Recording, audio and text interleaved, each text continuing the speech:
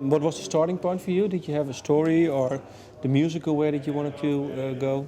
For this record? Yeah. I didn't have any specific idea what I wanted to write about when I started, but I wrote two pieces to start with, which were both quite long, and they were instrumental, but they both felt like they were telling some kind of story. So this comes back to what we were talking about earlier, about the musical journey idea.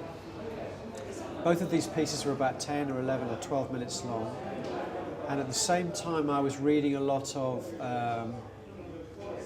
classical supernatural fiction, by which I mean stories from the late 19th century, early 20th century, in the more classical tradition, more Gothic kind of tradition. And I was very inspired by those stories, and I started to write some stories like that of my own, just for fun. And eventually, as so often happens with me, the two ideas kind of dovetailed together.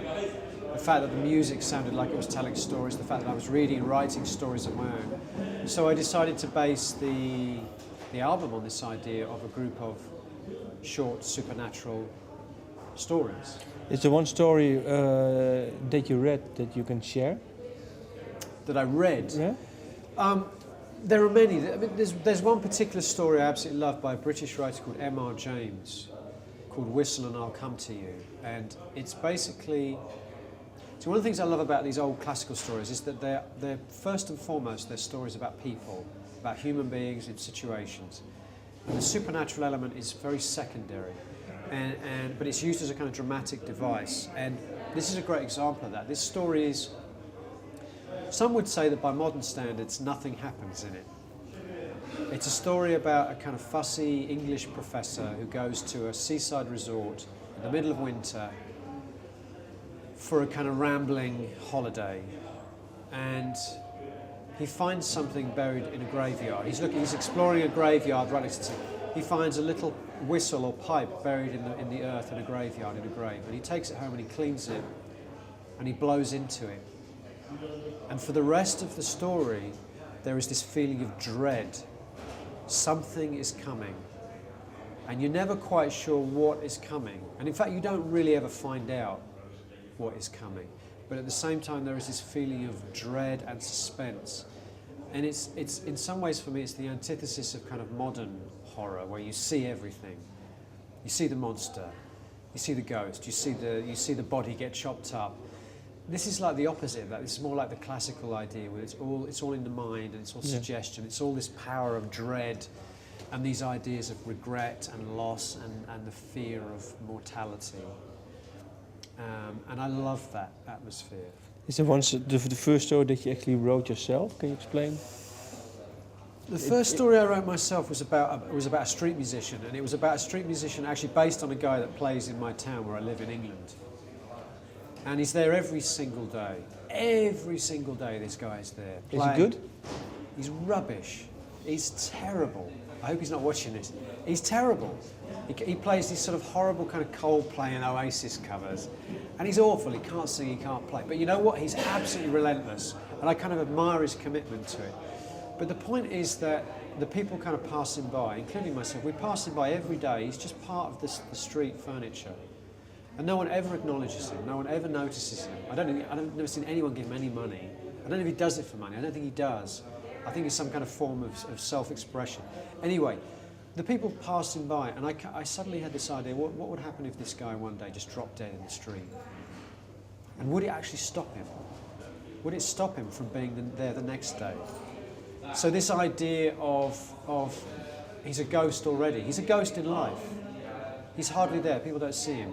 So one day he passes over to the other side, and he's still there, he's still playing the next day. So even in death, he doesn't stop doing what he's passionate about doing. And even in death, the reaction of the people does not change.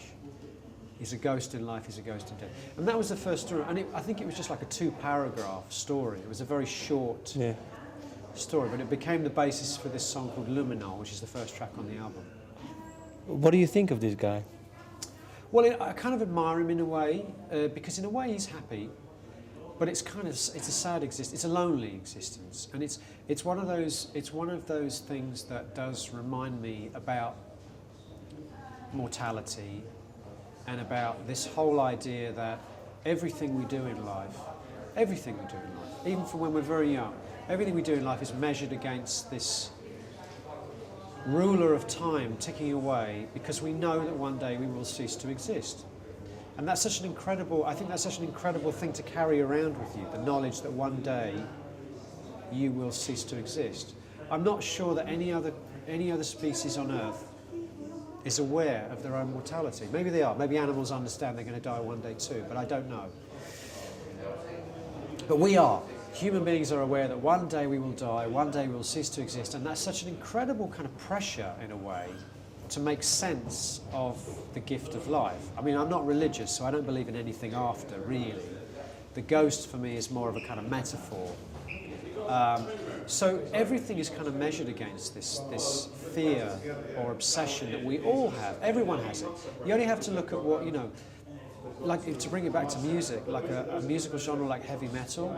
This is a genre that's primarily aimed at kids, teenagers. And yet, lyrically, heavy metal is predominantly obsessed with death and mortality. That's no coincidence. For me, it seems no coincidence that even from a very young age, like teenagers or even preteen, we have this obsession with our own mortality and our own death, and pain and sadness. So I think it's something that's in everyone's life, whether they admit it to themselves or not. And most music is about either one of two things. It's either about love or mortality. And the two, of course, are very closely linked, because we strive to find the right person to be with our whole lives, or some of us find it early on in life. But I think a lot of that pressure is to do with being with the right person, doing the right job, the job that makes us happy. So here's a guy doing something that makes him happy, at least. He may be ignored, but he's happy.